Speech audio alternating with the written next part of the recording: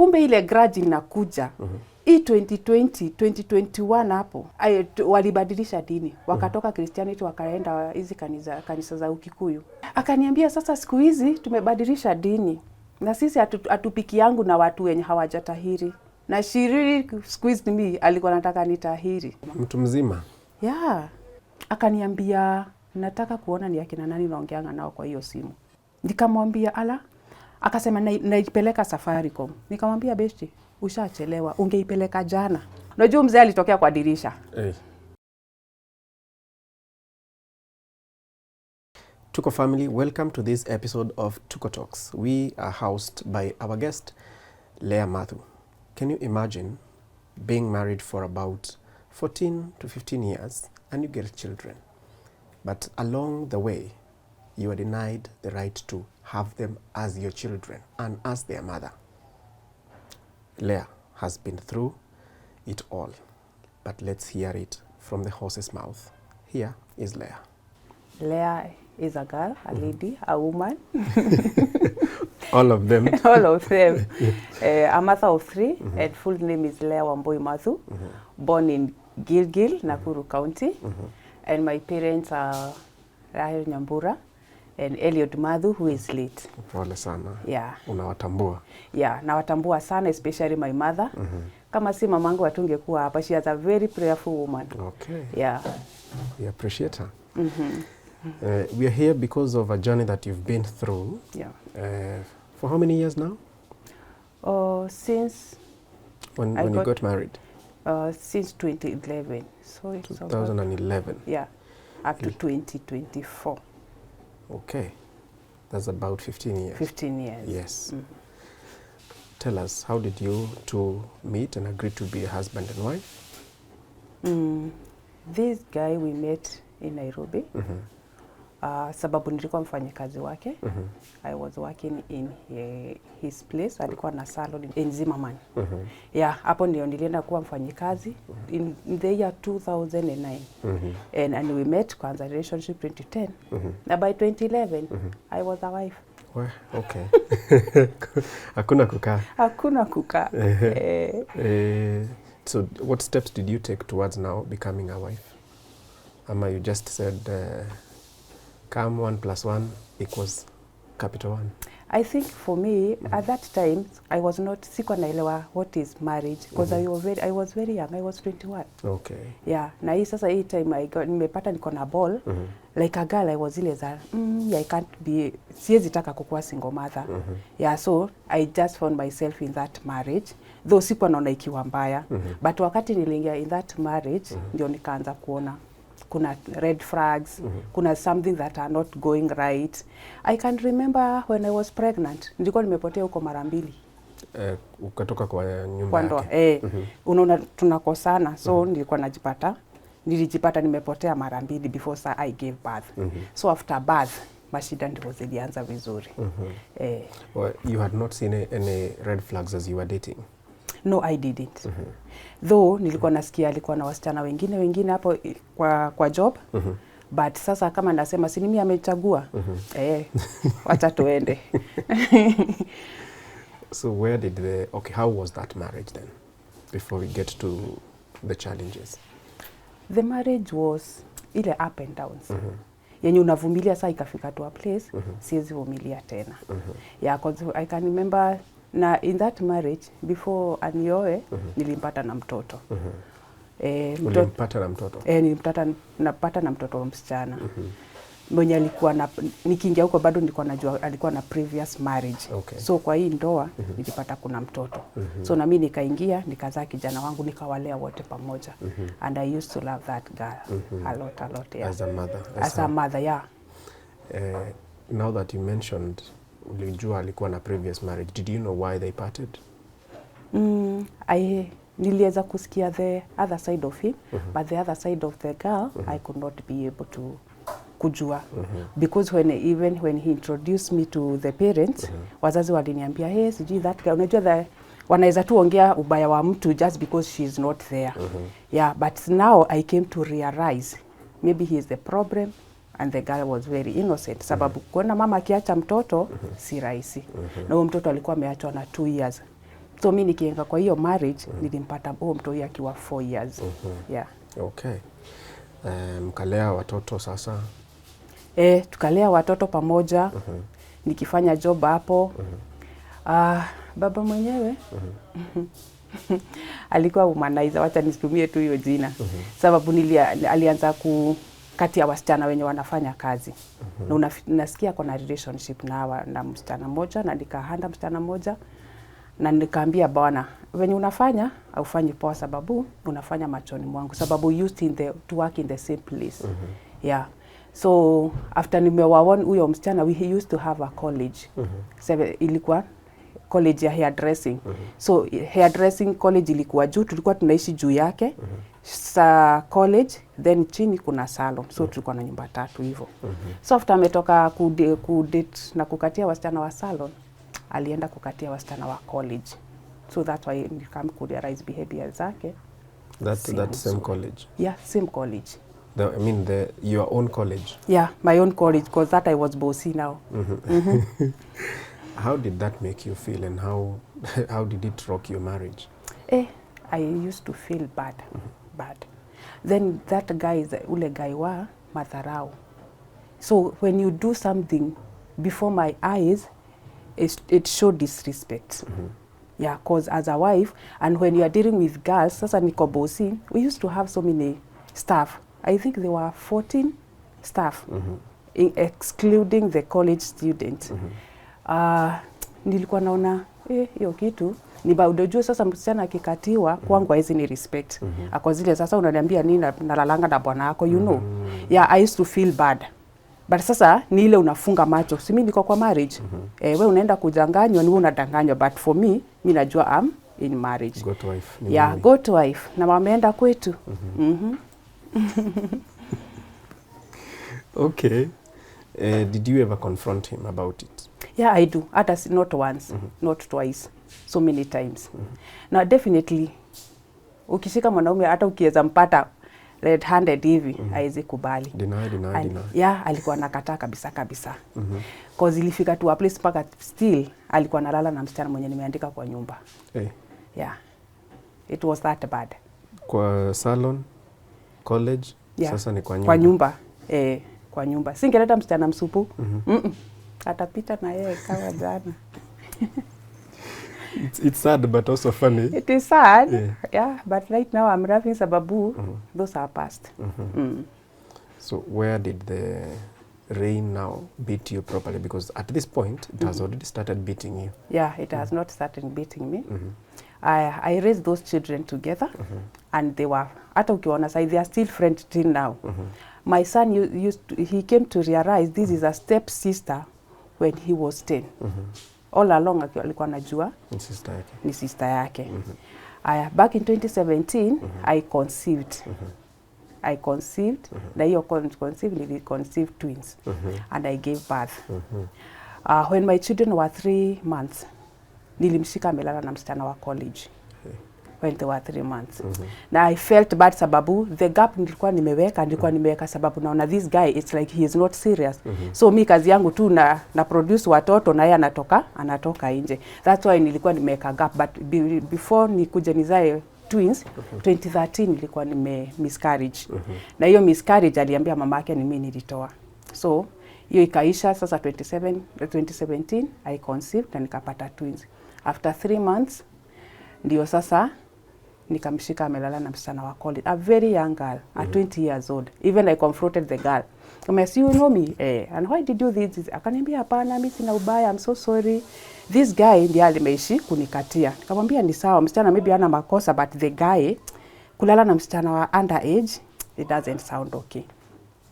The same year, I think that thing ilimhit. Because the same year, though alikuwa ametoka kwa salon, alikuwa ananiambia, hey, mimi venye salon inanipeleka, I have to look for green pastures. So wakati twins walikuja, so akaniambia, hey, so hii maisha inataka tukue serious sababu hii salon haiwezi tulelea watoto 4. Nikamwambia, what are you thinking? Akaniambia, I'm thinking to go outside the country. Nikamwambia, why can't you just wait watu hiyo grow.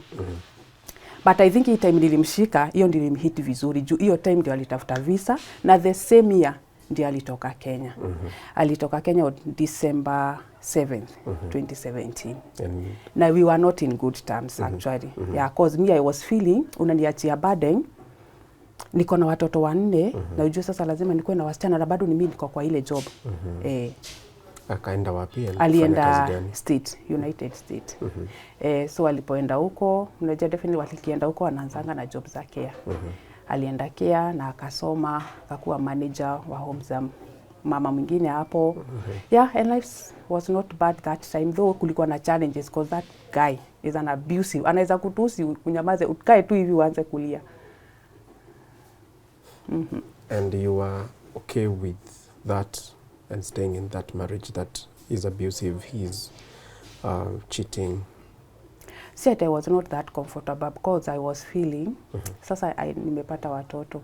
So because where am I going with 3? Me, I was counting 4 children. Because nilikuwa namwambia mimi nikiweza toka, natoka mpaka na huyu mkubwa. Because I count her like mine. So nitapoacha nimwachie nani? Yeah, the mother is still alive, but sasa venye niliambiwa alimwacha, me I take her like mine.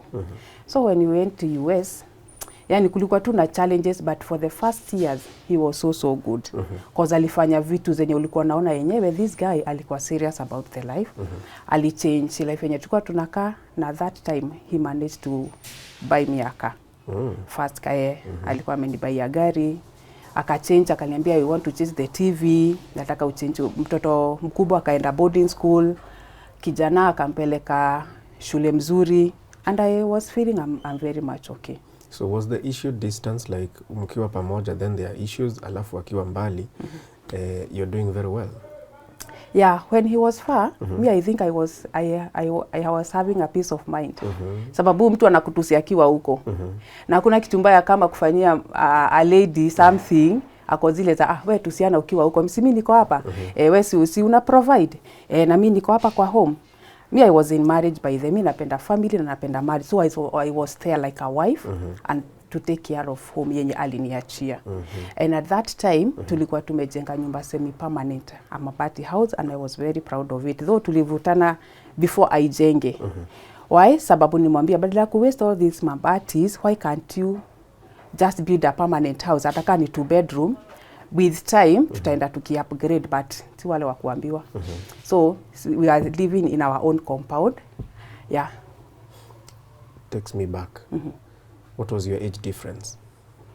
Age difference is 9 years. He's older than me with 9 years. Yes. Okay. Najua ni vile umesema si mtu wa kuambiwa. Yeah.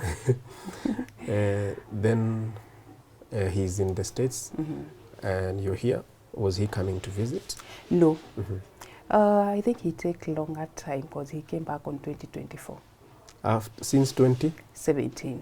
Now let's start with 2018, 18, 19, 20, 1, 2, 3. After 7 years. Yeah, exactly 7 years because he came back here on 2024, date 4 December. Yeah. Wow. How were you managing these 7 years when he's away? What was your arrangement in terms of managing the business, home affairs, children? It was not that okay. It was a bit very tricky. Though each time ya 2018, 2019 and 2020, I was in salon. Na hapa I got a house girl mwenye alikuwa anaweza kunimanijia watoto. So mimi nikienda job na nikalia na watoto because I used to niliajiri msichana mwenye alikuwa na mtoto. So after he is taking care of mine, hata yeye wake anagroia hapo. So that girl tulikaa na yeye like 3 years, but back in 2020 time ya corona. It was kulikuwa na shutdown. So tulifunga shule kwanza. Then the same year akaniambia, because I'm feeling wasichana wanakusumbua, why can't we sell this salon? Sasa hiyo time hata sikuwa na wasichana wa job. Unajua sasa wengi alipoenda, wengi walienda. Why? Bosi ameenda, mwenye alikuwa maybe unajua sasa wasichana maybe they were interested in him, so nilijipata niko na upungufu wa wasichana. Ananiambia why can't we sell this salon? Nikamwambia why? Tukavuta nikaona juu job nilimpata nayo, wacha auze. Na akauza, tuliuza 2020 time ya corona. So hiyo time nikaeka business. Hii pesa tuliuza like 150 ni kama kutupa, cause hiyo job ilikuwa kubwa. Na ilikuwa inafanya vizuri. Mimi sikuwa na complain sababu ilikuwa inaweza kunifidia watoi, nalipa house girl, na hizi vitu za everyday era za every mama, yani mkate, matunda, ilikuwa inanifanyia. So wakati aliuza nikamwambia I think sasa wacha niingie kwa biashara. Na hizo pesa I sent him 100,000, nikabaki na 50k, nikajipanga nazo, nikaeka biashara. Yenye haikuwa ishika, ilikuwa tu ish. Ukiweka position na location si poa. Niliweka once in Kahawa West, nikatoka Kahawa West nikaenda Isili. After Isili nikaenda town. So after town ndio nikaona hii biashara bado haishiki. Na nilikuwa najiambia kama ni mtu angekuwa mzuri, mtu anaweza kuambia shika this 500,000 so that you can boost your work, but you are equally happen. Yeah. And but you are okay? Yeah, I was very much okay. Provision was 100%. Yeah? Provision. From him? Yeah, alikuwa na providea. Because watoto walipoenda shule, jua wadogo ilifika time ya kwenda shule, aliwapeleka shule mzuri. Niambia mimi nataka watu waende shule mzuri. I'm here because of them. Na sikuwa deny. Msichana wake akapita class 8, akaenda high school mzuri. She was very bright. Alienda international school though, yenye alikuwa ameitwa. Nikamwambia badala twende hiyo, alikuwa ameitwa Boni Girls. Nikamwambia badala twende Boni Girls, let me look for a better school for this girl, cause niko na gari. Nani, I'm not that busy. Sasa ukiwa self-employed unaweza sema leo ni siku ya kufanya 1 2 3. So nikamwambia let me look for a school. Na nilitembea nikaenda Miririki, nikaenda Loreto, but kwenye nilipata Limuru Girls. Yeah, and I admit her, na nikamsimama pengo la mzazi. Kwa sikuwa kosa kwenda mkutana yao mtoto. Sikuwa imuonyesha ati just because your father is not around, so I have to treat you bad. No, I used to love that girl like my daughter. Na alipomaliza form 4 alipita vizuri, cause alipata A- na she is in campus. Wow. Yeah. That is good. Then what was your relationship with your in-laws? Relationship with my in-laws, it was good from the beginning. But sasa wakati tulianza challenges, wakati nilianza sasa kuona challenges, nilikuwa nakimbia huko. Ambia hey mom, 1 2 3 is happening, 1 2 3 is happening. So by the end of it all nikakuja kurealize, oh, you are not in my side now. So ilifika tu place ikaonekana mimi ni mbaya. For instance, each time tumeishi kwa nyumba ya mabati. Ilifika place akaniambia just because the boy is big, why can't you look for a bigger house, ndio akuwe na bedroom yake, wasichana yao na wewe ukuwe na yako. Nikamwambia it's okay. Me I look for a house, nikapata 3 bedroom na tukasettle. But hiyo time niliingia 2022 ama 2021 hapo.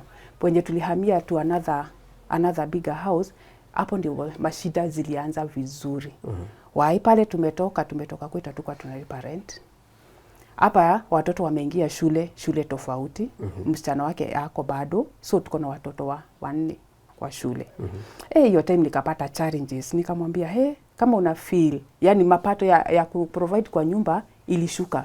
Nikamwambia kama una feel you are not comfortable, me I'm ready to go back to my mabati house, cause hapo tulipi rent. But before tutoke kwa hii mabati house, hapa tumehamia, alikuwa amenichinjia gari. So wakaniambia hata parking, nadhani hiyo gari haifai kupakiwa in that mabati house. Juu ilikuwa fielder, na niliambia fielder sahi Kenya it's a hot cake. So mimi naangalia parking, naangalia tu the better of you. Nikamwambia it's okay. But wakati niliingia kwa hiyo nyumba, mashida zilianza. Huyu mzee alikuwa ananitusi tu ile ya kabisa. So anaona it's like I'm not supporting him the way I'm supposed to. Alikuwa ananiambia ati kazi yangu tu ni kuzulisha maskat I think it can sound okay with a Kikuyu something. Yani kazi yangu ni kuzurulisha maskat Nairobi, hakuna kitu kingine nafikirianga. Hiyo nayo ilini hit. So ndio maana nilijipata nimeenda kwa mother-in-law. And I share her with that. Nikamwambia talk to the baba watoto, mwambie kama maisha imemleba. Mimi nimejaribu kumwambia but asikii. But mwambie kama amesikia tu mpaka shule imekuwa expensive, we can go to a lower school yenye utafeel au sinyiki. Why? Because hata wewe uweze kujidevelop. You are in US. So kazi si kulipa rent, si kusomesha watoto and sort of things. You need to develop yourself like ukue na another project. Mimi ni wakati nilienda huko na kuongea na mother-in-law, alisikia but wali have another conversation behind my back. Na ikasemekana huyo mama ni maringo ako nayo, sijui 1 2 3 ataki hata pesa zake sijui anafanyanga nini, kaa ni kuchoka amechoka, something on the sort. So ika happen your time nikienda kwa mother-in-law, nilikuwa nimeenda na watoto. Nikamwambia wacha watoto basi wakae. Me I used to peleka watoi every time before they go back to school. Cause uko ni home. Nasema watoto ni wa hii home. Na lazima wasalimie shosho yao. So nilikuwa na make sure wakifunga before wafungue na wapeleka, wanasalimia shosho, then we come back. So your time na shosho hakuwahi kuwa na shida. Hata time ya holiday nilikuwa namwambia, alikuwa ananiambia niletee watoto nikae na wao. So your time nikamwambia wacha watoto wakae huku, at least hata mimi ni breathe. Cause ilikuwa happen, tulikuwa tumekosana sana na huo mzee juu. Akikwambia ati kazi yako hakuna kitu unafikirianga, like a woman, ukimagine venye umestrain na watoto na house girl na job yenye unajaribu, yani uone home yako imesimama. So wakati niliacha watoi huko, ilikuwa happen hapo nyuma kidogo. Nilikuwa nimemwambia I'm thinking to go to say hi to my mom in Gilgil. Na tunaenda na my sister. Mi hakuna kitu sikuwa iko kumwambia. Every detail nilikuwa namwambia. So akaniambia if you are going, let me nikufuelie gari, then I'll give you some cash, you buy a dress for your mom. Nikamwambia it's okay. Akaniambia na ukienda huko tutaongea. Nikamwambia ni sawa. So mi kwenda home. Tukienda home tunaenda kufanyia mami general cleaning. So hii time he was thinking tutaongea, we could not be able to talk. Because tulienda jioni, mnalala the following day, mkiamka mnaanzia kazi zenye mtaacha home ikiwa sawa, mnafua blanketi, mnameki, yani kila kitu unaacha. Unajua mamangu sasa kuna vitu haizi fanya. So I think hiyo during the day akakola akanikosa. So si tukirudi nikampigia nikamwambia guy, mi tulienda home tukashikana, ndio maana hatukuweza kuongea. Alikuwa amekasirika. Juu alikuwa nadhania sikuwa nimeenda home. Nikamwambia basi ongea na sistangu hapa akuelezee. Sistangu akamwambia hey, so and so tulienda home, sijui home tukumekuwa busy hivyo. So the same week after sasa amemwambia tumefika Nairobi. The same week tukaretana juu cause alirudia zile story. Akaniambia sijui mlikuwa mmeenda home, so me I'm not sure kama mlikuwa home. Then ika happen the same week alileta matusi mbaya just because of these children. Nikamwambia mi venye na feel unanisinya penye siski niko comfortable. Na that time sasa wakati sinua nimepeleka complaint kwa mamake, akakosa kuibai. Sasa ilibidi nipikie mama. Na yeye mama akaniambia na ulikuwa huku na huku niambia Lea, kwa nini unanyamaza na vitu zingine unajua venye mmesumbuana na huyu mzee? Jua mpaka ya wasichana na nini. Mimi nikamwambia mama kuna vitu zingine siwezi kuambia juu ni za kukupea pressure. Hiyo akakata kaniambia juu niko na namba ya shosho ya watoto, wacha nipigie. Si akapigia shosho akamwambia shosho ya fulani mtoto wangu anateseka. Na huyu mzee sijui anamtusia nini. Na huyu mtoto amejaribu kulea mpaka watoi kufika penye wamefika. Yani kila time nasikianga tu mtoto akicomplain. So the other side, the shosho, I don't know how she take it. Sababu sasa walieka it like Lea walikuwa wameongea na mamake 1 2 3 ndio alete watoto home awaache huko. Sijui mamangu alimwambia hawa watoto wanafaa kuja kwanza wakae huko, mtoto wangu apate break. So wakati hii time nimewapeleka nilipata already wameongea. So mi wakati niliwaacha nikamwambia basi nitawakujia after 1 week ndio wakuje wafanye homework. So na nilikuwa napiga tu simu kama kawaida. Kumbe the mama and the baba watoto walikuwa wana communicate. So venye nikienda huko sitapatiwa watoto. Na I'm not supposed kuwa claim sababu mamangu alisema watoto wakae huko. Na sasa miscommunication venye iliingia. So mi after 2 weeks nikampigia, hey shosho naweza kujia watoto kesho? Akaniambia hapana, umeongea na baba watoto? Kama utaongea na yeye mimi ufai kunipigia. Nikashindwa kwani what is not happening. Kupigia mzee ako zile za. Sini mamako alisema watoto waende wakae home. Hata unawatafutia shule home. Ala. Watoto waenda wasome wapi? Ati ushago. Si eti mlisema watoto wasome ushago. Nikashangaa niko zile za, yani nilipeleka tulikuwa in good time, sasa imekuwa we are enemies. Na tulivutana cause that year ilikuwa 2023. Mvutano mzuri ilianza 2023. Na tukavutana mpaka nilimengage kwa children's officer. Na huyo mama akamuongelesha akamwambia hapana Lea sijui amekuwa ni kama amechoka na kukaa na watoto. Nikamwambia kama nikuchoka ningechoka kitambo. One thing alikuwa ameacha our twins when they were 8 months. So you can imagine hata watoto hawakuwa na baba, hawakuwa anajua babake. Kijana he was 7 years. na msichana she was 10 years. So you can imagine ulikuwa na watoto. So sasa 2023 these children they are grown up. So nashindwa kwa nini si kuchoka ile time but nimekuja kuchoka wakati watoto wamegrow. Hiyo story tukavutana 2023 juu wakati nilikuwa naendea watoto aliniambia nitakuara uendea watoto with one condition. Utafute pesa, mimi sijui kwenye utatoa, uweke kwa bahasha, upelekee mom and dad, uambie pole. I was ileza, niwaambie pole kwa nini? Kwa nini? Ati juu nimeenda kuwapelekea watoto. I was ileza, juu nilikuwa nataka watoto back, I did it.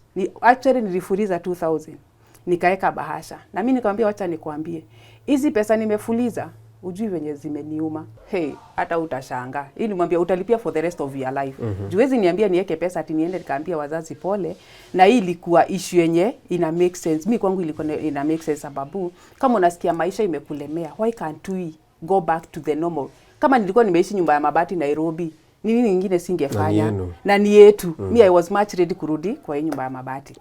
Wakati hauko kwa hiyo nyumba ya mabati kuishi pale, mlikuwa mnaikodisha? Tulikuwa tunaikodisha. Okay. Hata yeye alitafuta mkai kwa hiyo nyumba. So, me tulikuwa wapi? Hapo kwa 2000, nikamwambia hii pesa hujui imeniuma. Na ndivyo nilifanya. Cause nilienda huko on a Sunday na watoto walikuwa nafaa kurudi shule on a Tuesday. So ndiko na less time. Aya, mimi nikaenda huko. Na nikawapata wazazi, mamake akaniita mliongea, nikamwambia yeye. Sawa, na akaniambia siku yenye utasikia umechoka na watoto, unilete. Nikamwambia sawa. Mimi nikachukua watoto wangu nikarudi Nairobi. Hizo vitu za time ya kununua vitu za shule nini nilifanya within one day. Monday. Na watoto wakaingia shule. Ilikuwa 2024. Sasa ilikuwa 2023. Then iliyo 2023 ndio msichana wake alikuwa anamaliza form 4. Na alikuwa amenipigia akaniambia mam, nikimaliza shule unikujie. So nilikuwa ready saa huyu mtoto akimaliza shule nitamwendea. Kumbe baba alikuwa amepiga simu shule because alikuwa na communicate na class teacher sana. Alikuwa amemwambia akikuja Nairobi atakuja alale once then ye aende pia ushago. So nikiwachukua walikuwa wote. Juu ameshamaliza form 4. Sasa after nimewarudisha shule ni 2024 sasa. Si kijana ako msichana amemaliza shule. Wengine nikawarudisha, msichana akabaki. Nikamwambia juu venye life inakaa na nilikuwa na msichana wa kazi na already tuko na mashine ya kufua nguo, wacha tutoe msichana. Wacha tukae without a house girl. Nikamwambia na wewe msichana wa house girl alielewa juu aliniambia huyu mzee kukutesa amekutesa ya ukweli. Wacha pia mimi niende. Nikamwambia juu niko na huyu msichana, wacha tukae naye tutakuwa tukijipanga. Tutajipanga venye tutakuwa tutafanya. The same year 2024, hii time yote I used to drop my children asubuhi, jioni wanakuja na basi. So eka the other way round. Kaniambia utakuwa na wa drop. Watakuwa na kujua na basi ya asubuhi na wanawaleta jioni. Nikamuuliza kwa nini na kuna gari. Akaniambia wacha na hiyo gari, wacha ikae hapo nitajua kenye nitafanya nayo. Naweza user nianze kujenga. Nikamwambia it's okay. Gari kakaa parking, watoto sasa wakaanza kubebwa na basi asubuhi na jioni. Then ile shule walikuwa it was a very ilikuwa expensive shule. So na mimi nikamwambia ndio to reduce nini, I think nilikuwa namhurumia sana. To reduce the budget kidogo, wacha watoto wabebe breakfast na wabebe lunch. So mimi watoto wangu nilikuwa nawapikia asubuhi, lunch na wanabeba breakfast na snack. Sasa hii same ya sasa si tumemaliza story ya shule. Sasa ni mimi na yeye. Kazi yenye nilikuwa kaniambia sasa sikiza kuko hivi. We have to share the responsibility. Kazi yako ni nini? Kama utalipa nyumba, unafaa kulipa shule. Nikamwambia, hiyo imekuwa too hard for me. Mimi shule siwezi lipa. At that point, you are not doing any business. Sasa hizo niko na business iko town. Okay. Business iko town. Nikamwambia hiyo sitaweza. Aya, nikaona sasa hii pressure imeanza kuingia. Nikamwambia wacha nione venye nitafanya. Nikiwa tawi kwa hiyo job nikaanza kufikiria what can I do next. Sasa nikasema juu mzee sasa it's like tumeanza kusumbuana sasa. Juu sasa atakuwa kituma pesa less ndio aseme I have to sort the rest of the bills. Kumbuka hapa shule inalipwa 200 and something thousand but nyumba analipa 30k. Tunafaa ku provide food. So mimi niko na jihesabu kwa food naweza provide. Na token na nini hizo vitu za everyday. So akanikiwa hapa kwa shop nikasema duka I think I have to close it ama niache hivyo niachie mse nifanye kazi nyingine. Kazi yenye ilikuja in mind Kengori ni kazi ya Uber. Nikakumbuka ama driver Lea you can do it. Na wakati niliweka kwa mind, nilifanya. Cause niko na license, nilitafuta tu PSV na simu yangu nikaiweka app. Hizo za niliweka Bolt na Uber na Faras. Nilikuwa na app ngapi? 3. Sasa nikaanza kufanya. Though hapo nilikuwa nimemwambia nafikiria kufanya Uber. Na hiyo story nikamalizia hapo. So hakuwaijua kama nimeendelea kama sijaendelea. Remember hapa tuko na msichana wake kwa nyumba.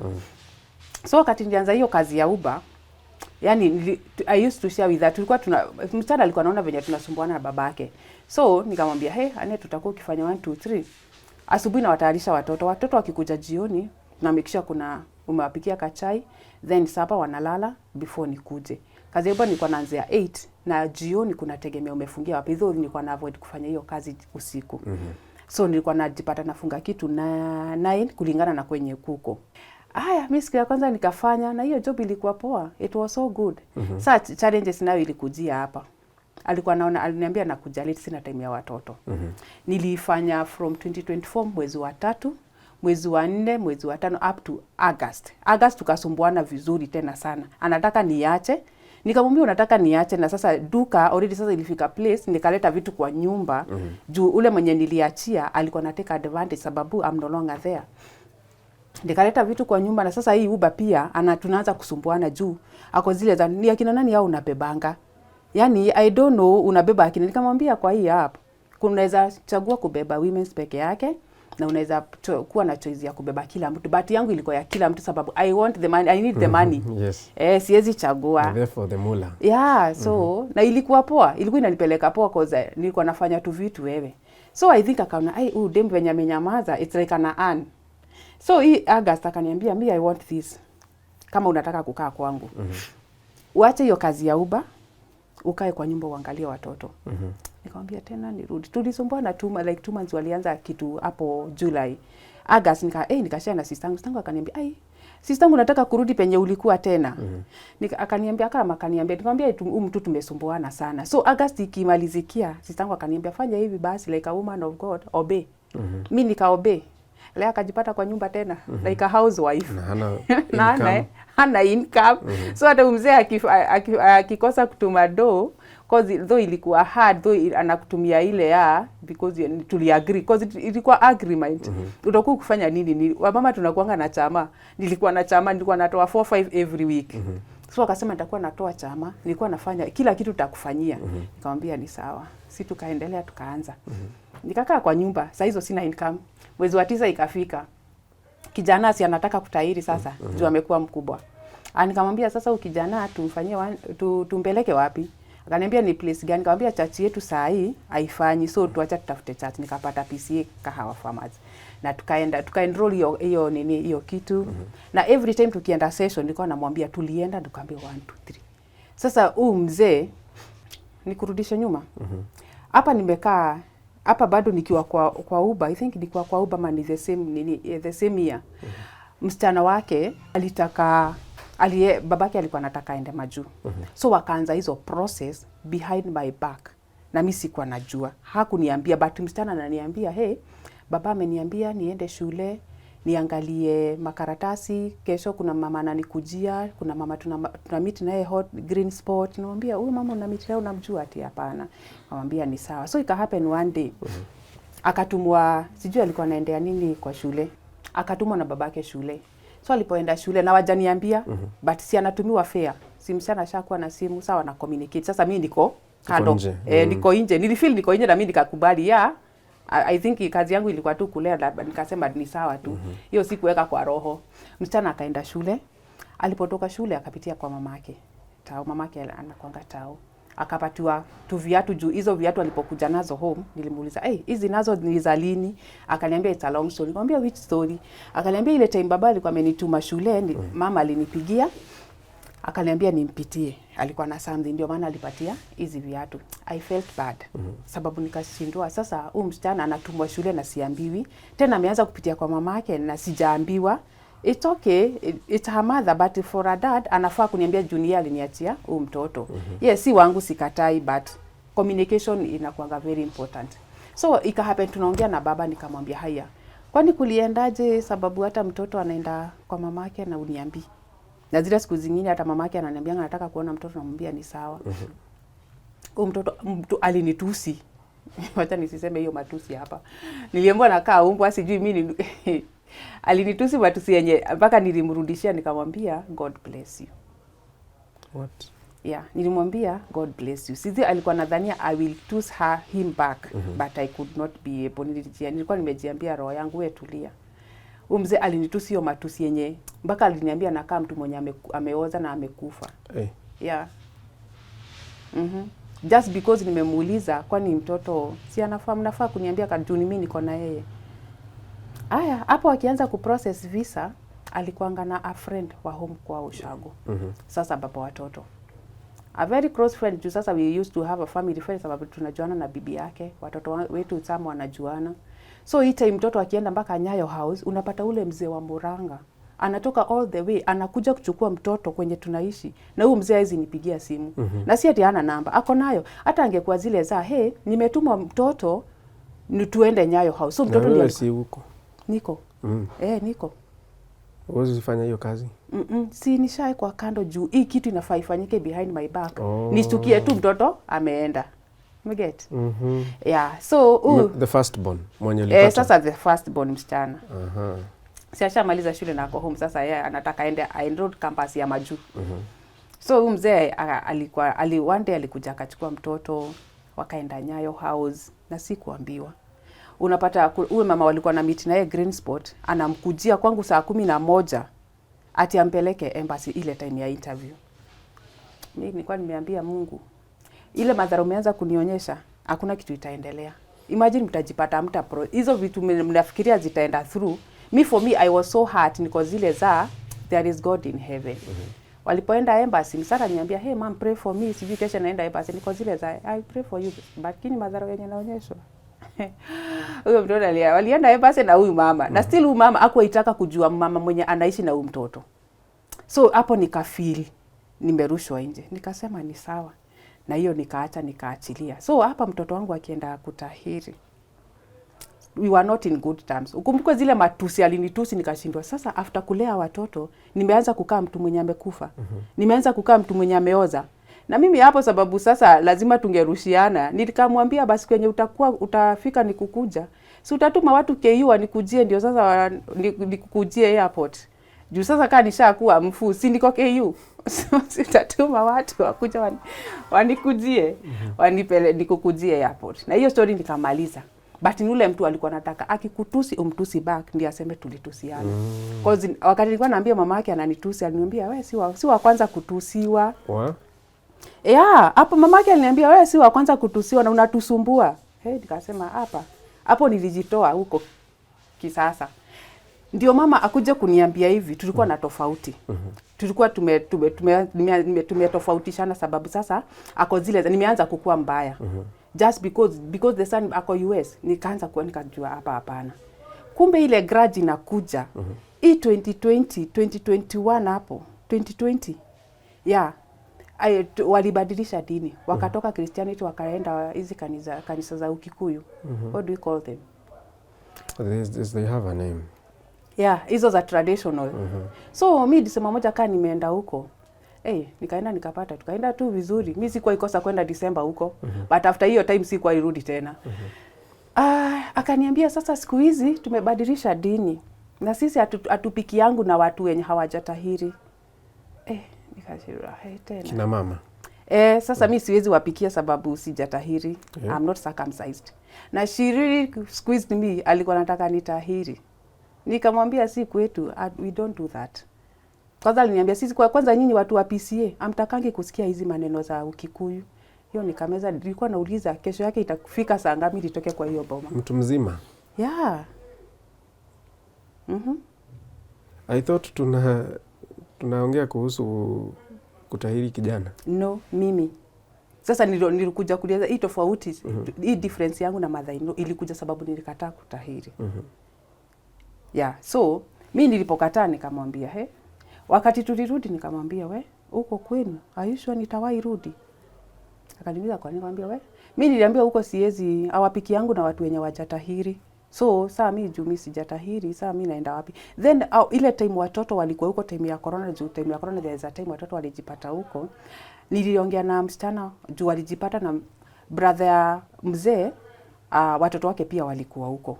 So nikauliza huyu msichana mkuu, nikamwambia na ile time mlikuwa huko, mlikuwa mnaambiwa stories za tradition? Ati na tulikuwa tunaambiwa tunafaa hata sisi kutahiri. So mimi nikiongea na mzee nikamwambia, na ujue watoto wako washaambiwa wanafaa. Why? Because sasa wako kwa hiyo FGM sasa. Akasema sasa mama akitaka tukosane kama anaweza nitahirishia wasichana. Nikamwambia sawa, ujue sasa hivyo ndivyo kuko. Mimi tangu nitoke huko King'ori sikuwa irudi tena. Kama ni kuenda nilikuwa naenda narudi juu. Unaweza lala huko uitiwe watu sababu wewe ni wa hiyo boma. Mimi sikuwa irudi huko na hiyo story nikamaliza. So hapa nikikuja kumwambia mam na so and so ananitusi. Ndio aniambie si mimi wa kwanza. Ujue pale nilikataa kukua wako wao. So atupelekani. Ujue sasa mimi tena amehesabu mimi ni wa PCA na sasa watu wa PCA hawapendi hizi mambo. Mimi niwaambia kwetu hatufanyangi hizo mambo. Na nikaambia mzee mimi sio nikatupelekana kama hii ndio mambo. So hapa 2023 nikuja kufaitia watoi, niliaka into mind. Huyu mama sasa ameanza kutaka watoto. Na niko na wasichana wangapi? Watatu. Juu niko na twins na huyu mkubwa na sasa kijana ni peke yake. Kijana sikuwa na shida. But sasa ile nini ilikuwa ile anataka kae na watoto wangu ndio akuja wapeleke kwa hizo vitu zao. So that was my fear and that's why I'm still fighting for my children up to now. So wakati huu kijana wangu alikuja, sasa tumetoka huko, sasa tuko kwa kijana. So hii kijana akienda hii camp, nilikuwa na communicate na mzee, namwambia 1 2 3 na wanaongea na kijana. Cause there is one day alimwambia, sasa ujue my son, sitamtaja jina. Ujue sasa unaenda kumwaga damu. Hiyo nayo ilini hit. Na yeye mtoto akachange. Unajua sasa wamenrodiwa ile, I think hizo wakienda kusoma waambiango wanaenda kufanyiwa nini. So babake amekuja amemwaga kwa meza pap, ujue unaenda kumwaga damu. Mtoto alichange. Na mtoto angechange alikuwa anapigia simu ananiambia, kwa nini fulani hayuko sawa? Nikamwambia venye ulimwambia jana, hukumwambia poa. Aliogopa. Huyu mtoto alishikwa na fear. So akiongea na yeye anaona huyu mtoto si venye tunaongeanga. Nikamwambia unakumbuka venye ulimwambia? Yaani like a parent unaweza ambia mtoto hivyo haki tunaenda kumwaga damu. Ungemwambia in a way, wacha aende apate. Ni kama venye mtoto mama mwenye mimba mara yake ya kwanza ajuangi uchungu inakuanga labor ward. But akienda huko ndio anajuanga. So nikamwambia si ungengoja tu mtoto akienda kule aende ajione. Lakini sasa venye umemwambia kwa zile hii kumwaga damu kwani ni gani? Nikamwambia hiyo ndio maybe ilisababisha. Tena tukapitana. Sababu kwa zile si ni mtoto wangu, so sifai kumuongelesha, kwani kuna wenye wanafaa kumuongelesha. Nikashinda sikuwa na ubaya.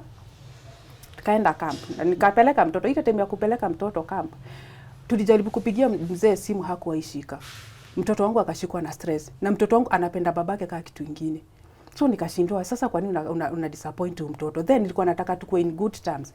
Sababu mtoto akienda kutahiri kama baba na mama wasikizani, mtoto ataponangi haraka. Ni kweli? Ujaisikia hiyo?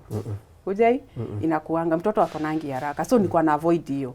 So mtoto akaenda camp tukafikia babake hatukumshika. So mimi nilikuwa naonyesha mtoto I'm not weak na sina any pressure but inside me na ban nasikia uchungu. But hapa namuonyesha it's okay son, don't worry, maybe amelala, maybe ako busy, you know. Nikamsikia ni sawa mama, tukaenda nikamwacha. So ikafika ni time ya kutoa watoi. Nikamwambia sasa so wanatoka siku fulani.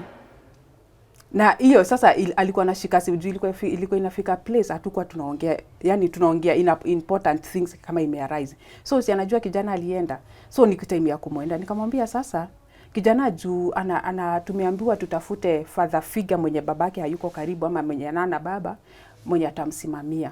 Tuite nani? Unajua mzee aliniambia nani? Ule jamaa wa ushago. Nikamwambia huyu jamaa kwa nini anafanya nini kwangu? Anakuja kwa mtoto wangu kwa nini? Then ilikuwa imehappen tukienda kuomba juu in Kikuyu traditional mtoto anafaa kwenda kuomba hiyo ruhusa kwa anko. So hii time tulienda kwa bradhangu. Na before tuende nikamwambia, alikuwa ameniambia nataka siku fulani wewe mimi na sasa huyo jamaa wa Murang'a tuingie gari tuende kwa bradhangu. Hiyo time bradhangu alikuwa anaishi Naivasha. Ati ndio upeleke Kang'ethe akabarikiwe na anko yake. Nikamwambia do you know tukiingia gari moja na huyo mzee ati amenipeleka amesimama hapo kama baba ya mtoto na mimi I'm not married to two men. So ongea kitu kingine, nikwambia uko na namba bradhangu talk to him, si mnasikizana mpigie, sababu nikiingia gari na huyo mzee itasemekana in Kikuyu itasemekana huyu ndiye baba mtoto na definitely itakuwa juu huyo mzee atakuwa ameingia kwangu amesimama pengo ya baba na mimi sikuwa nataka. So hapa tukienda kufungulia kijana, aliniambia the same thing. Ati niambie ule mzee akuje tu. Aliniambia nitaambia fulani akuje mwende. Akamwambia it can't go like that. Kaniuliza nani mwingine unaweza? Nikamwambia si brother yangu wako. Niko na brother yangu mwenye ako nyuma yangu tumefuatana. Aya, kaniambia ni sawa. Nikaita brother yangu. Brother yangu si wakaenda camp huko wanalalaga usiku, ndio sasa the following day kwa graduation. Na sisi tukaenda na graduation was very well na tukafika time ya kwenda home, lakini watoto ndio hawakuwa wamepona. Yani walikaa huko for 10 days, lakini ni zile una meet mtoto wako unashindwa gai. Huyu mtoto amepona kweli.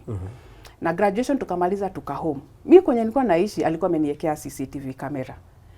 So, hiyo time atuongei. Hiyo sasa ni pale kwa ile nyumba yenu. Si nyumba yetu. So, tukiingia juu kwangu kulikuwa na CCTV 3 ya mwenye inamulika mwenye anaingia, mwenye amekaa kwa sitting room na mwenye anaingia kwa room yenye mlango yenye inaenda kwa the rest of the rooms. So wakati tuliingia alituona. Ni sasa hatujakuwa tukiongea, but nilikuwa nimemwambia tunaenda graduation ya mtoto. Na tukiwa huko nilirecord so many things. Ni mtu mwenye anatakanga information na picha anapenda. So mimi nilipiga picha mingi na wakati tuliingia kwa nyumba juu iko na wifi nikamtumia. So tulipoingia alituona. Na juu mtoto wake ndio nilikuwa nimemwacha, huyu msichana alikuwa ameachwa na twins. So mimi nilikuwa nimepelekwa na sistangu na a friend, na sasa tunataka sasa niko na brother yangu mdogo sasa mwenye amelala kwa camp ndio wakuje graduation na mtoto. Tulipoingia alipigia msichana wake akamwambia nimeona wamekuja. Aya, na mimi nikaenda kitchen nikamwambia umeongea na baba? Akaniambia lakini saa hii ameniambia amewaona mkiingia. Mwambia so ametuona ni sawa. All this time si brother yangu sasa ndiye ameenda kunini mtoto. Kuchukua mtoto. Kuchukua mtoto. So every time akitoka job alikuwa anapitia kwangu kuangalia mtoto. Of course that is the standard procedure. Exactly. Every jioni. And this guy hakuwahi pigia brother yangu amwambie thank you so much uliniangalilia mtoto na 1 2 3. Hakuwahi.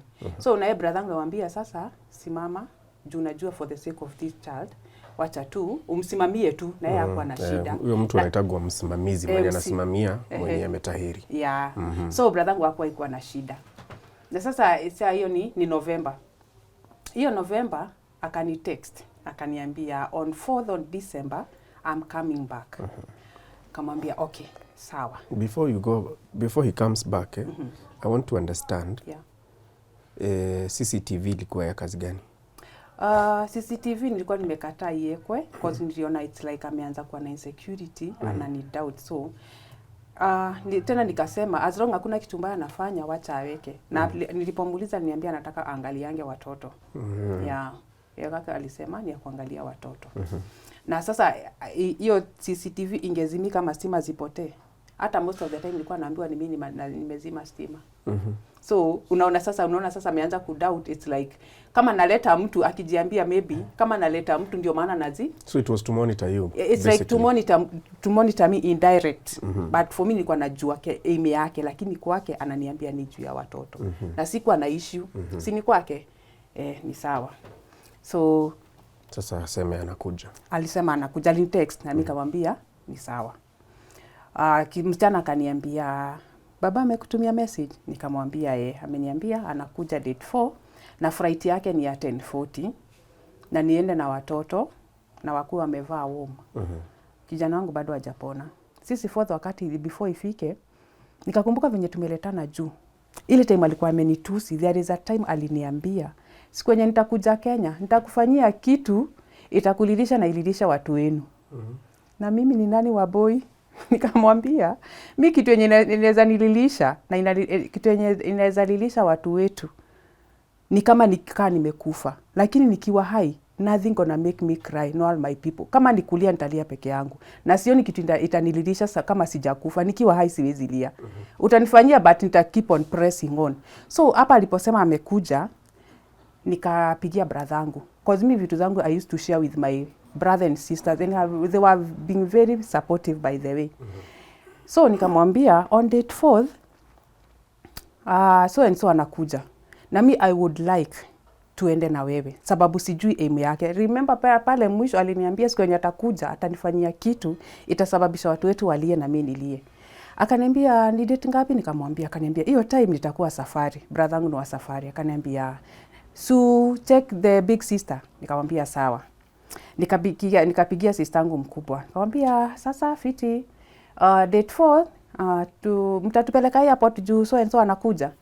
Akaniambia wacha niulize mzee juu anaishi hapo Embakasi Nyayo Estate. Akaniambia wacha nipigie nitakwambia. Akampigia na waka-agree. So date 4 mimi nikatayarisha watoto wangu including huyu mgonjwa bado juu hajapona bado. Na hii time yote mtoto wako huku kwa nyumba, huyu mzee hajainipigia simu, anaongeanga na mtoto. So na kila kitu nikitaka nikimtext namwambia nataka pesa ya nyama, atatuma, namwambia ni sawa nimepata. But there was no communication. Yaani tulikuwa tumenyamaziana, though miro yangu ilikuwa imechoka. Niko zile za kwani unatakanga aje? Mtoto wangu ameenda, hujaipigia brother kumwambia asanti. Mtoto amekuja, utaki yani kujua well off of the boy sababu mimi nashinda na yeye. Juu hiyo time sasa nakumbuka niko kwa hao. Mimi nikaelewa nikaachana. Si time ya kwenda airport tukaenda, hata sitangu alitutangulia. Tukapata wameshafika na sisi tukafika. Tunasimama hapa arrivals.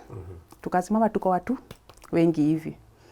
Tumesimama watu sasa wakaanza wamefika wakaanza kutoka. Si watu wanachukua watu wao, wetu wanafika. Wana imeisha. Tumebaki kama ni sisi tumebaki airport. Yaani wengine wamesambaratika, sisi tuko pale arrivals tunangoja, tunaangalia akuji. So hapo akanipigia akaniambia, "Mmesimama wapi?" Nikamwambia tuko hapa arrivals. Akaniambia, "Kujeni hapa nyuma penye parking inalipia yangu." Juu saa hiyo time nilikuwa najua airport, juu nilikuwa nafanya Uber. So tukaenda airport, tukaenda tukapatana hapo. Nikakuwa na question mingi. Hujatokea arrivals, umefanya nini huko kwa parking? Si tukaomba, sister yangu akaomba na because watoto wangu walifurahia sana kuona baba yao. And I was so excited sababu for that long, watu waliachwa 8 months, wamekuja kupatana wakiwa 8 years. So that is a very long time. Yeah, so me I was ile mimi siwezi taka kulea watoto hawajui baba yao ni wanamuoneanga kwa simu, wanamuoneanga kwa picha kwa wall. So watoto wangu walifurahia, pia wengine walifurahia, tukaomba, home. Tukihome sisangu akaniambia na ukifika uniambie. Nikamwambia ni sawa. Ujue ni sisi hakuwa ameambia watu wengine anakuja. Sasa hapa tukihome tumetoka airport saa 7. Tulipatana kitu saa few minutes to 1. Sasa hapa tumepatana so kitambo tu interact ongee kidogo, kuingia kwa gari na kurudi, tulijipata tunafika home like 2. Before tufike akaniambia na kesho tunaenda holiday Mombasa. Sikuongea. Nikamwambia yani kuamkia asubuhi. Juu already ni asubuhi. So ananiambia kesho nataka tukifika upark kesho tunaenda holiday. Mimi sikuongea. Mimi niko hapa na mgonjwa wangu, si amebaki amekaa nyuma na wasichana wake. Sikuongea. Sasa nikajiuliza sasa mzee ameanza story za safari. Amesahau kijana hajapona bado. Lakini sasa si bado tuko na tofauti. Aoni kama we need to talk, ndio sasa tu agree ndio tuende holiday. Mimi tulipofika alikuwa ameletea watoto wake vitu mingi, nguo, alikuwa na briefcase 3 za nguo za watoto. Na tukaanza kutoanisha, kaniambia sasa lakini yeye hakuwa na nguo. Ni zenye tu alikuwa nazo kwa mwili. Hivyo tu. Akaniambia si upack za kesho. Nikamuita bedroom. Nikamwambia tunaenda Mombasa kesho na mtoto wangu hajapona. Akaniambia nitakuwa nikikaa na yeye kwa room. Na isitoshe nishalipa ndege. Nikamwambia mimi I'm not comfortable. Roho yangu kingori ilikataa hiyo holiday. Mzee akakasirika. Alikasirika, akaanza kuambia watoto ati mama yenu amekataa kwenda Mombasa. Ukumbuke mzee tuko na tofauti. Hatujaongea like 2 months. Ni ile umetuma pesa ya kufanya 1 2 3 namwambia ni sawa nimepata. Na usiposema umepata hiyo pesa, sasa hiyo anakupigia na ile uwezi sema umepata pesa, hiyo kiburi sijui. Sasa tulikuwa na tofauti kubwa. Na hapa before akuje, mimi nilijua huyu mzee atukai bedroom moja. Mimi kingoli nilikuwa nimehama bedroom. Nilikuwa nimeenda bedroom ya wasichana. So, akikuja kwenda bedroom, time sasa tuka disagree hii issue ya kwenda Mombasa. Nikamwambia mimi siko comfortable na mimi siendi. Wewe fanya hivi, juu watoto ushalipa, wacha hiyo pesa isipotee. Eka watoto kwa ndege, mimi nitabaki na kijana. Akaniambia hapana, kama hauendi hatuendi. Ai, nikashindwa tena. Kama si yuko, kwani tiketi yangu kulose tiketi moja na zote, si afadhali uluzi moja hizi zingine utumie. Na hatukuenda. So hapa kufika time ya tumeongea after nikawacha wakiinteract na watoto, mimi nikaenda kulala. Akakuja akanipata nimelala kwa wasichana, akaniuliza kwani unalala wapi? Nikamwambia nalala huku. Kwa nini? Na mimi nikamwambia si wewe unalala kwa bedroom ya master bedroom. Akaniambia haiwezi enda hivyo. Nikamwambia ni sawa, unataka aje? Akaniambia hebu kuja. Sasa tukaenda kwa ile bedroom tukaanza kuongea. Ni tu something naelekea 3.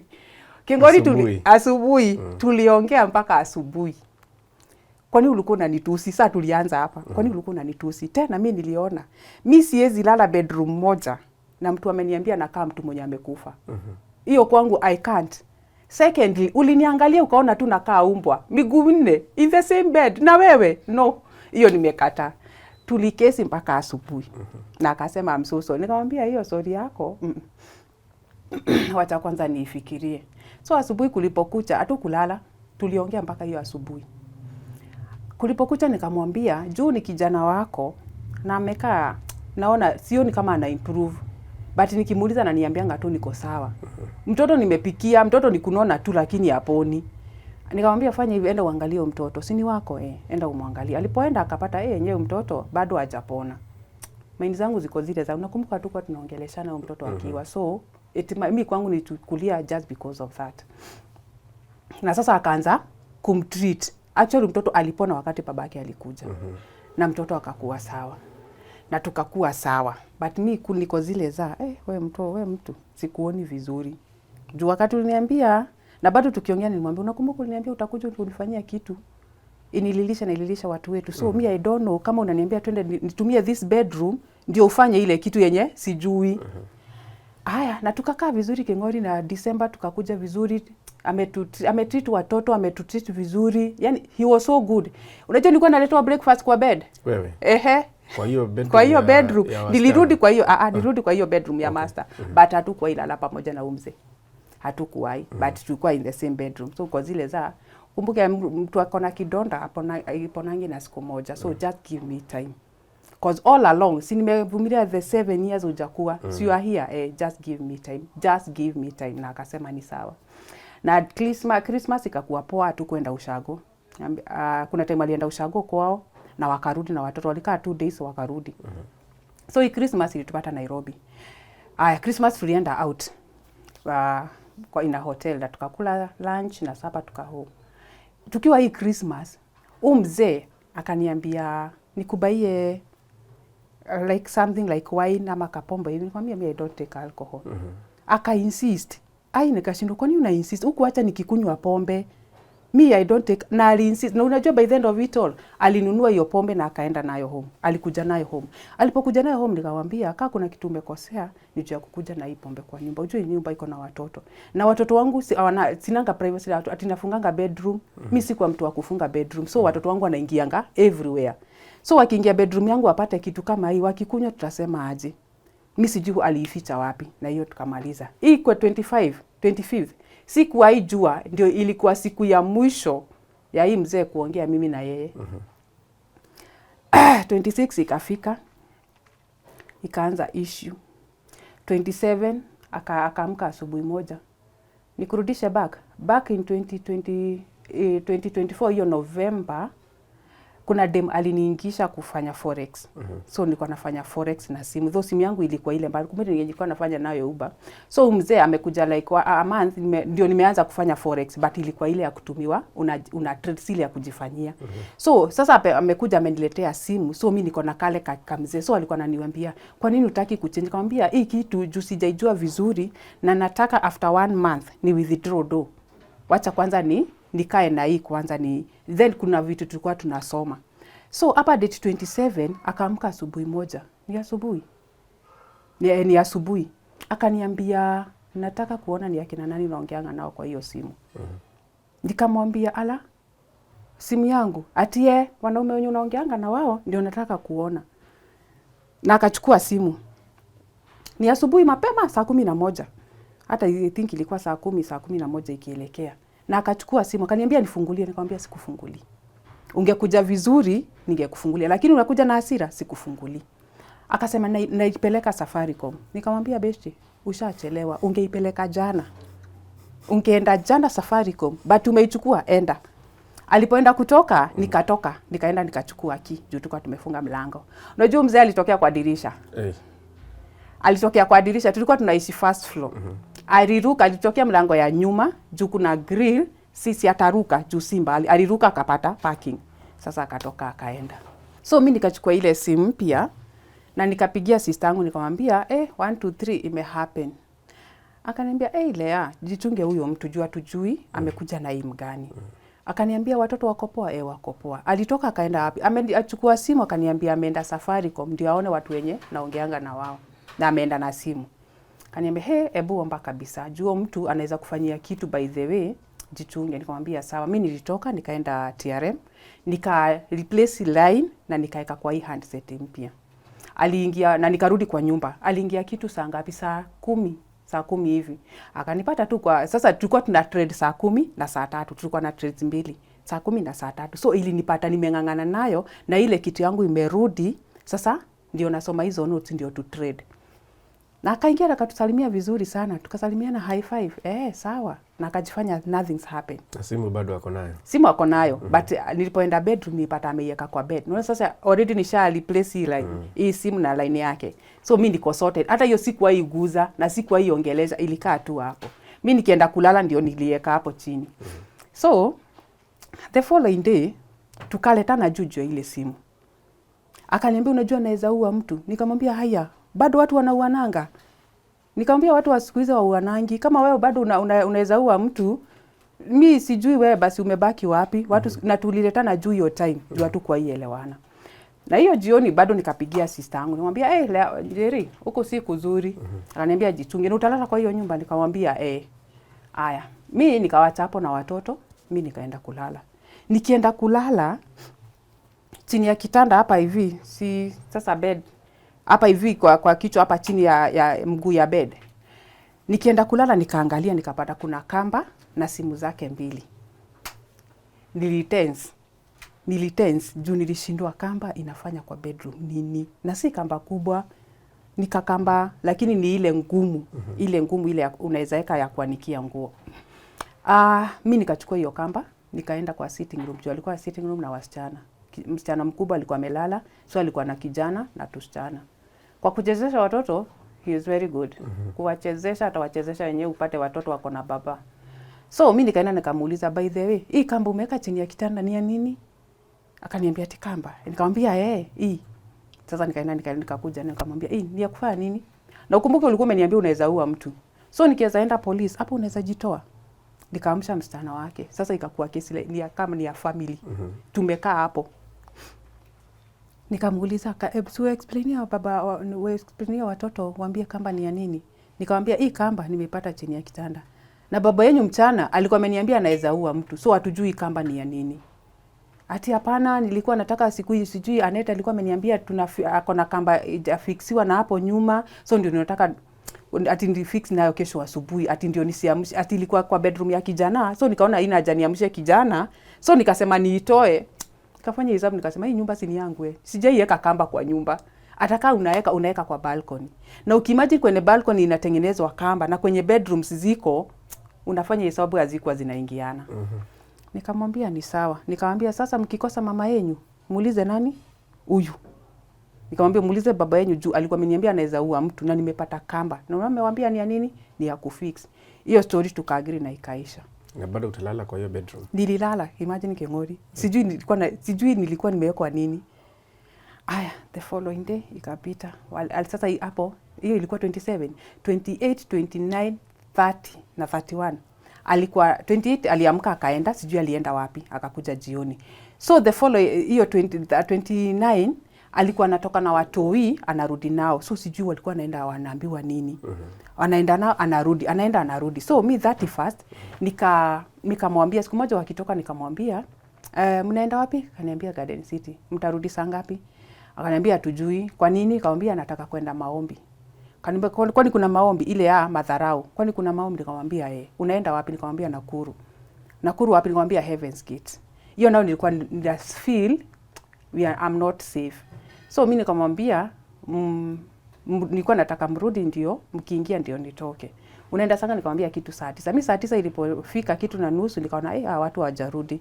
Nikamtext nikamwambia how far, akurudisha akaniambia we acha key. Mimi penye tulikuwa tunaacha key kwa shop sikuipeleka kwa shop. Niliweka hapo kwa mlango kwa kiatu. Nikaweka nikamwambia I'm off. Na mimi nikaenda. Nikaenda town nikachukua, nikafanya 1 2 3 kuna vitu nilikuwa nataka kuchukua. So nikaingia mat. Nikiwa Westland akanipigia. Akaniambia ulitoka? Nikamwambia umefika wapi? Nikamwambia past Westland. Aya, sawa. Mimi nilipofika tu kuongea naye tena. Nilipofika Heaven's Gate, nilipofika some few minutes to 9. Huko watu wachelewa wangu, hata nilikuwa nimechelewa. I think ni venye ilikuwa ya New Year kesha. So walikubalisha watu kuingia. Nikaingia nikamwambia nilifika safe. Huyo mzee hakuwa nilifurahia. That night King'ori. Huyo mzee alilala akipaka. You are praying, he's parking. Yeah. Juu mimi nilikuwa na feel wacha niende kwa mlima. Nilikuwa nimeambia God, if this marriage belongs to me, let your will be done. Na kama si yangu, utaniongelesha nikiwa wapi? Kwa hiyo mlima juu sasa tunaenda a new year. Tumesumona na huyu mzee for the longest time. Sasa amekuja na bado unaona things are not okay. Na hapa wakiwa na huu jamaa wake, ilifika to a place we are not investing together. Alikuwa anatumia huu jamaa, ananunua shamba, jamaa ananiambia, kuna shamba nilinunua, fulani atakupatia title deed, fulani atakupatia title deed. So nikashindwa haya. Huyu mzee amekuwa part of my family now.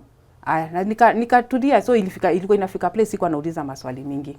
So mimi wakati niko kwa mlima asubuhi, neighbor ananitext ananiambia, leo ulikuwa na hama na hujaniambia kwa zile za mimi wanahama. Akaniambia hauko, nikamwambia hapana. Akaniambia hata nimepata message. Nikamwambia message kutoka kwa nani? Ati kwa baba yenu. Anasema aje, he is no longer a tenant of this place and ame move out, so Lea ni atakuwa kiketa rent ya hii nyumba. Nikamwambia ndio amesema sawa, acha wahame. Anahama na nani? Ati kuna mtu mwingine amekuja. Mtu mwingine ni ule jamaa. Akaniambia ukuji. Akaniuliza kwanza uko wapi? Nikamwambia mimi niko prayer center hapa Heaven's Gate. Akaniambia ukuji? Nikamwambia hapana. Wacha niwape space apark. Si aliona apark kama si uko. Na kama ni kitu alikuwa ameplan, me I don't have any problem. Wacha apark, nikampea time yake. Na si kukuja the same day. Na sasa tuko fast. Nilikuja second the following day. Nika-communicate na huyo dem, nikamuuliza amekuachia ki? Ati ki yako nayo. Akasema hizo vitu amebakisha ni zako. King'ori nikakuja the following day. Nikaingia kwa hiyo nyumba. Hakuna kitu ilikuwa kwa hiyo nyumba. Ilikuwa clean. Ilikuwa like vacant. Alikuwa amebeba kila kitu. Ona duster ya kumop mlango hivi kwa nyumba haikuwa hata kijiko. So vitu zenye alikuwa amebakisha ni hizi matakataka watu wanabakishanga wakihama. Ati sasa hizo zenye amebakisha ndizo zangu. Niambia mama mimi siwezi beba takataka. Kwenda bedroom napata tu nguo zangu ziko kwa wardrobe. Nikasema sawa. Nikamwambia wacha nipaki hizi vitu niweke kwako ndio hii nyumba ikuwe vacant sababu ni beginning of the month. Mimi nikaziweka kwa one basa, nikaenda kwa nikahostiwa na bishte yangu for 2 days nikitafuta hao. Akili zangu zilikuwa zinaniambia the least thing this man can do, haezi peleka watoto ushago. Hiyo nilikuwa nimeweka tick. I was wrong. Watoto walipelekwa ushago shup direct. Na vitu vya nyumba ama zote kila kitu. Juu sasa jamaa alikuja na gari. Mama aliniambia walibeba sijui kama mara 3. Kasema ni saa mimi nikaenda kwa best yangu akanihost nikatafuta hao nikapata. So nikaendea zile nguo. Nikasema sasa wacha kwanza aniseto. Sasa sijui watoto wako wapi. Na simu zote wameniblock. Nijaribu kupigia kijana, simu ya kijana haingii. So nikajua ameambiwa aniblock ama ni yako nazo ameblock. Lakini yake sikuwahi jaribu kupiga till today. Juu aliona ahame after kukaa na 7 years ya watoi amekuja amenitenda hivi. Nikasema ni sawa, nikaanza live. Sawa, wakati nimesettle nikiwa kaa nimeenda sasa hiyo time sasa sinauza nilikuwa nauza online pia bado. So nilikuwa nimepata order, nilikuwa Isili soko. Aya, best yangu mmoja mama akanipigia akaniambia by the way watoto wetu walikuwa shule moja. Akaniuliza by the way watoto alikuwa ananiuliza something to do with school.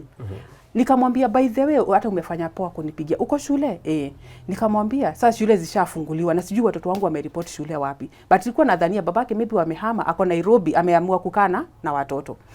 Nikamwambia buenda shule grade, what was it, tulikuwa grade 2 hiyo time, sasa hiyo time tulikuwa tunaenda grade 3. Enda grade 2 kwa teacher fulani, uangalie kama watoto wangu wamereport. Na ufanye kitu. Sasa nikamwambia kastori venye kameenda. Akaniambia sawa, acha nikufanyie uchunguzi. Alienda huko akapata watoto wameshachukuliwa transfer. Lakini kijana ndiye amebaki kwa hii shule. Nilitetemeka. Na saa hizo niko soko, niko Isili, nilikaa chini, hata sijui nilikaa chini wapi, nilikaa chini. Nikasema Kai, yaani watoto wangu wamehamishwa shule na sijaambiwa. Akaniambia sasa unaweza ni advise aje? Akaniambia fanye. Nikapigia administrator wa shule, nilikuwa na simu yake. Nimwambia by the way, how are you fine? Nimesikia watoto wangu wamereport shule. Akaniambia no, but wamechukuliwa transfer. Nikamwambia anaweza fanya aje ndio nisimamishe hii transfer? Akaniambia tuandikie email. Nikaandika email.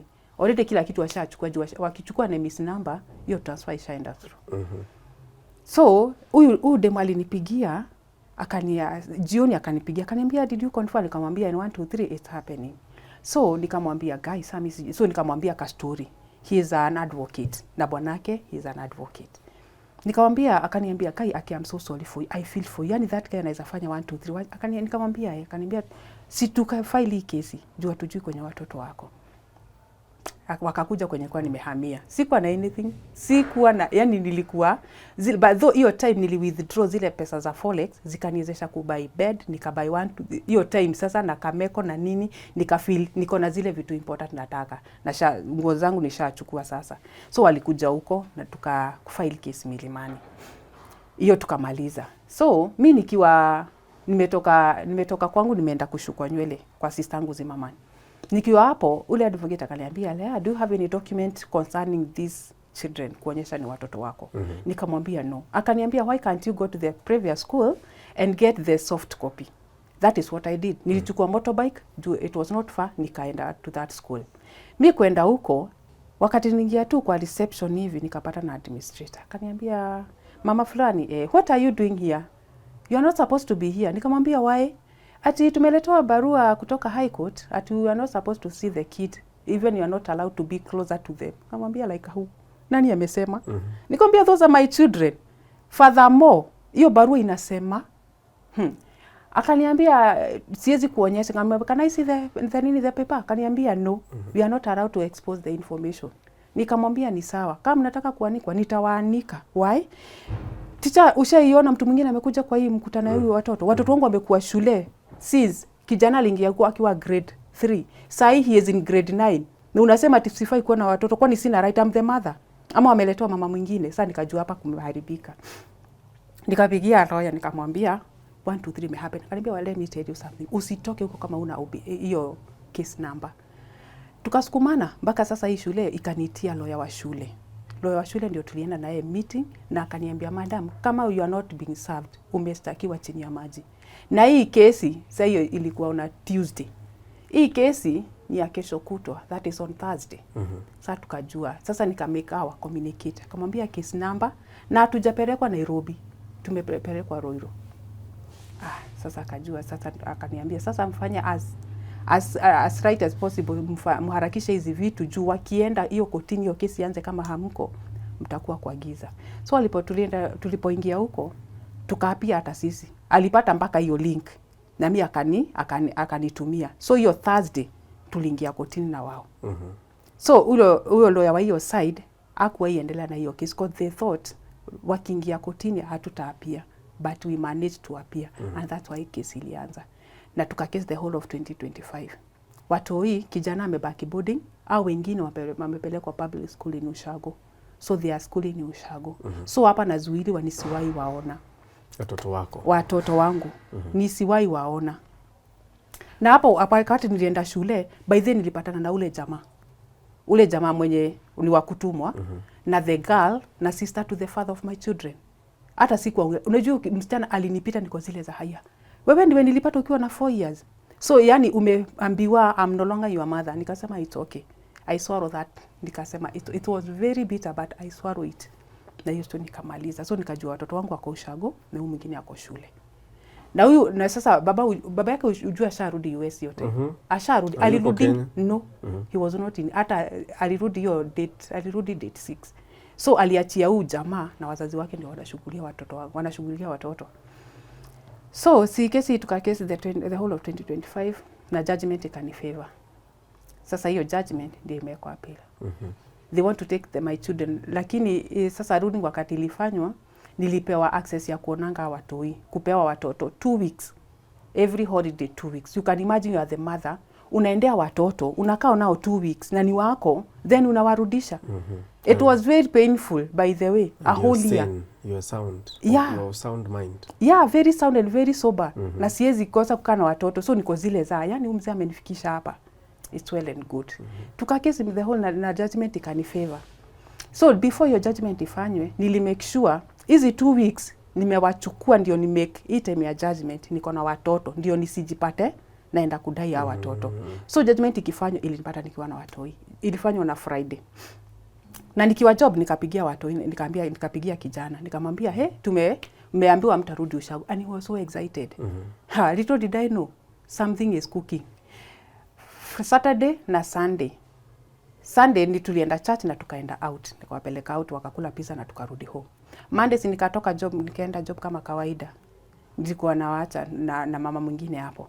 Mchana nikapigia simu ya kijana akuchukua.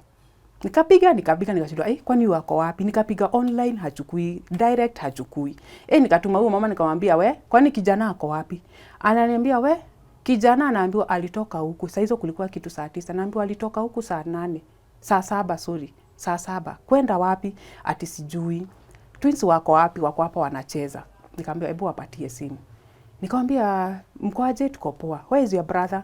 Ati alitoka, akaenda, ati hatujui. Alikuwa ameoga, ati alikuwa msafi. Alikuwa amebeba kitu, ati hapana.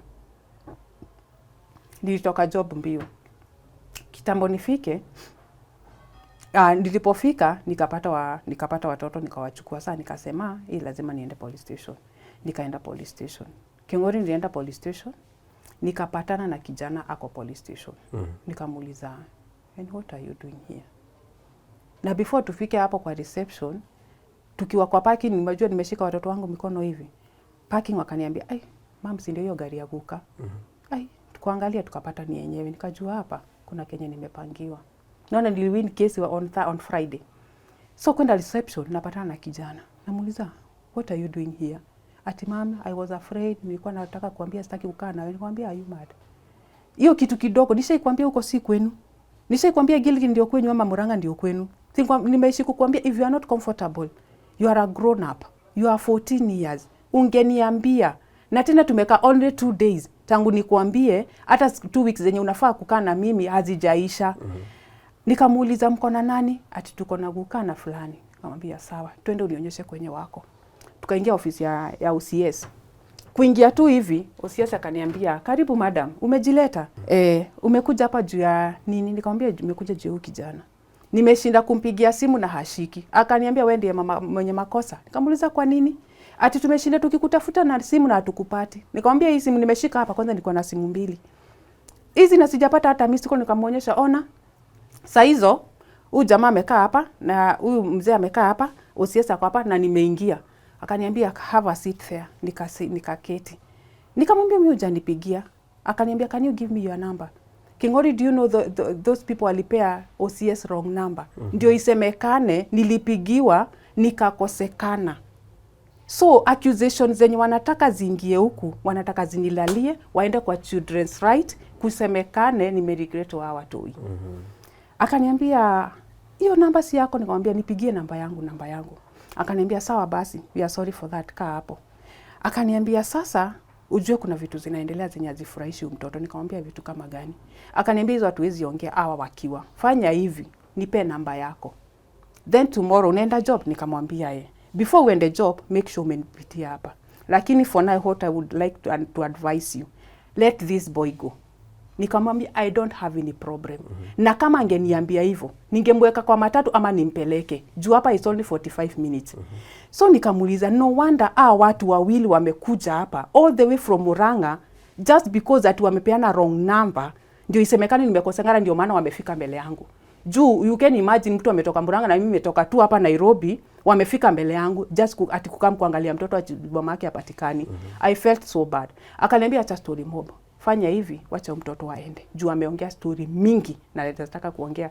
Nataka tuongee, uzuri nipata mama. Nataka tuongee one-on-one kama wa mama. Nikamwambia no problem. Tukakuja na kijana akakuja. Wakaenda, nilimwachilia roho safi. Na nikwambia kama umenikosea sababu ungeniambia na mimi sijai kukataza. Uko ni kwenu. Juu mimi siwezi wapeleka kwetu. Uko ndio kwenu na simnaishi mkijua na hiyo story nikamaliza. Nikurudishe nyuma. Hapa nilikuwa nimebaiwa gari ya black. Huyu mzee alipohama, alihama na with all my everything documents. Lakini hizi document ya hii gari na shamba ingine alikuwa ameandika jina yangu, before akuje nilikuwa zimezitoa kwa nyumba. Sababu nilikuwa na sense something fishy ita happen. So wakati nani alipokuja to file case, so nilikuwa nimezipeka kwa sister yangu, nilikuwa nazo huku. So kijana hii January before aende alikuwa ameenda eCitizen akatampa with my account. Akachange email address, akachange namba ya simu, ndio akakuwa na access ya logbook. Akaenda akachange jina from my name akajiwekea jina yake.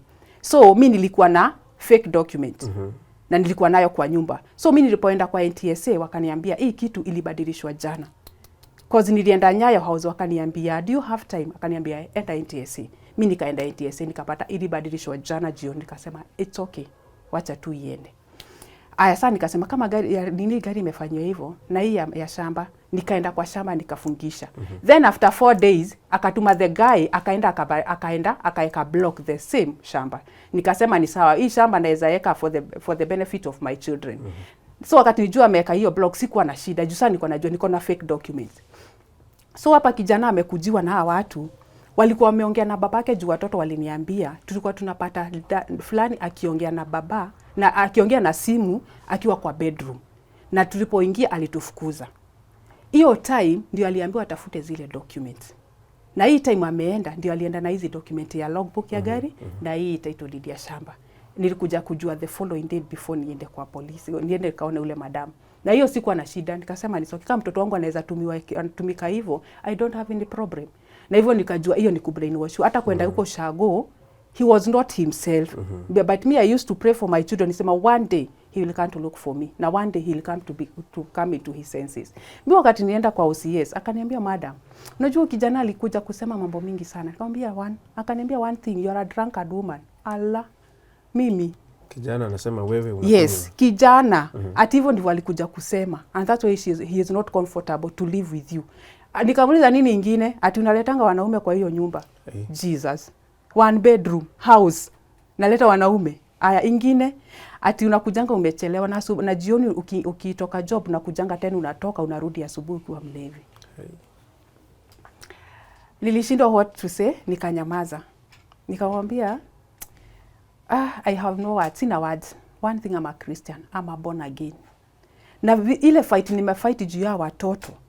Sababu nilikuwa naogopa hawa watoto wamekaa a whole year na shosho yao. Na ujue shosho wao ni wa kanisa gani. So I was fearing hawa watoi wasifanywe 1 2 3. Tena wamekuja hapa kusema how a drunkard I am. Nikashindwa kwani kukunywa pombe wameipata wapi? Cause hata ile kesi ilienda huko walikuwa wamesema ati me I'm not a sober woman. I'm a drunkard na ikanga sijui pombe kwa fridge sijui nini. Na hizi zote wanafanya na huyu msichana. Na huyu msichana ndiye alikuanga witness wa babake. Hey. OCS akaniambia sasa fanya hivi madam. Achana na hao watu. Kwanza niambia watu wawili ni watu wabaya. Hivyo ndivyo aliniambia. Wazi aliniambia sikufichi. This is your father-in-law and this is the friend of your husband. Those people are bad. Hivyo ndivyo aliniambia. And I'm not sorry to say that. Wewe fanya hivi, endelea na maisha yako. Uko na watoto? Niko na watoto. Kaniambia sawa, endelea na life yako. Wewe enda kazi. Si nimekwambia kenye kijana alikuja kusema?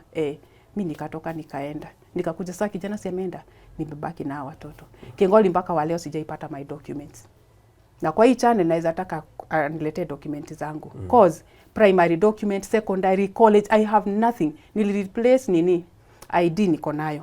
Mpaka birth certificate. Alibeba mpaka na ameitisho amekataa amesema si yako nazo. Sasa huyu kijana wangu alikuwa anaenda grade 10. Ameenda huko, ameitwa shule.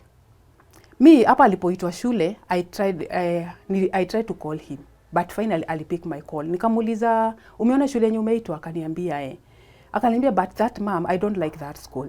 Nikamwambia, if you don't like it, why can't you talk to your father na umwambie utaki shule? Akaniambia, sawa.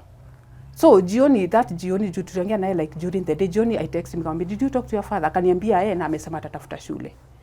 Aya, the following day sijui babake alijua tuna communicate aje.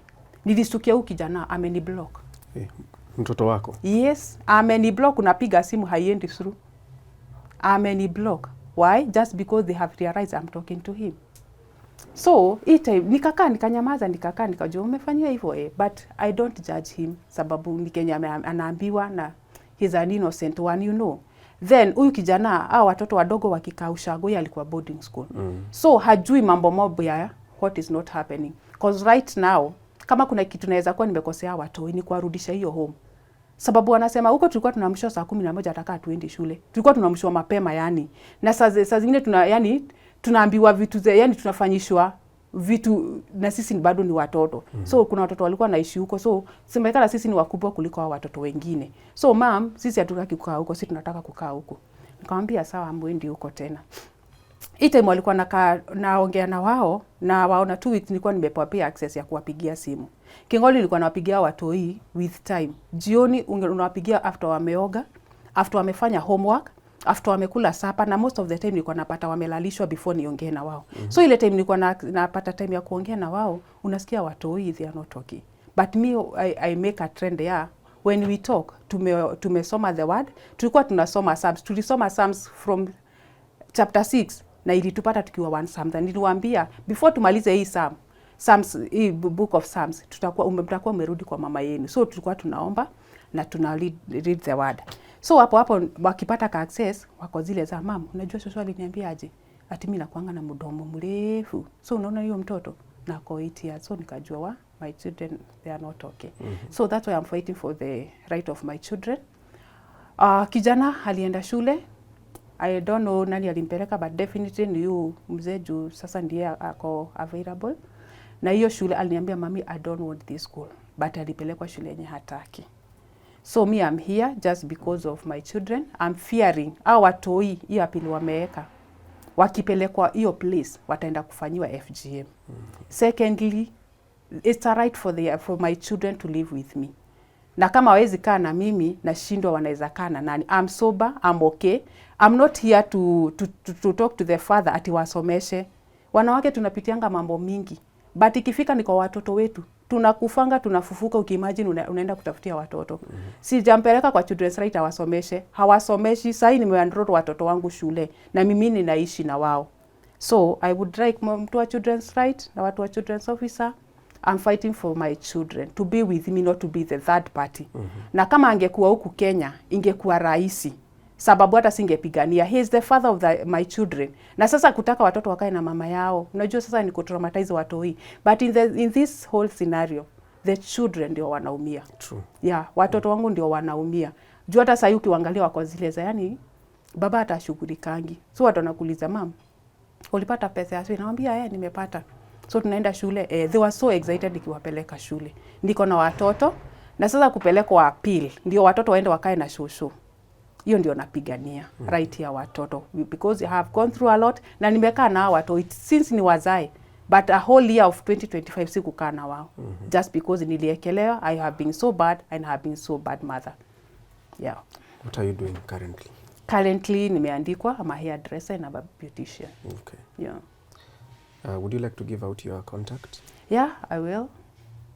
My number is 0112 590-688. It is registered as Lea Mathu. Thank you so much, Lea. Yeah. And we wish you the very best as you seek justice and rights for yourself as a mother and for your children. Yes. And we hope next time you'll give us a call to tell us that all is well now. Sure. For you. I don't know if you would ever want to go back to that marriage. No. Would you want to give love and marriage a chance? Yeah, me I'm a marriage woman. I like family, I like marriage. I was never meant to be a single. For this one I tried. Hii nilijaribu. Hata God akiwa heaven anajua. Nilijaribu but haikuwork. Haikuwork. So what kind of a person do you have in mind? Not the person, like the character or describe the person that you would want in your life? A God fearing na mtu akona respect, because kwa hii marriage sikuwa ipata respect. Yeah, na tunapenda kupendwa. Sawa sawa. Yeah. All the best. Thank you so much. Tuko family, that's the story of Leah Mathu's marital journey, and up to the point where she's now fighting for her own children as a mother to stay with them. How can we work with her as she embarks on this journey? My name is Kingori Wangeshi, and this has been Tuko Talks right here on Tuko. Thank you for watching. Until next time, God bless.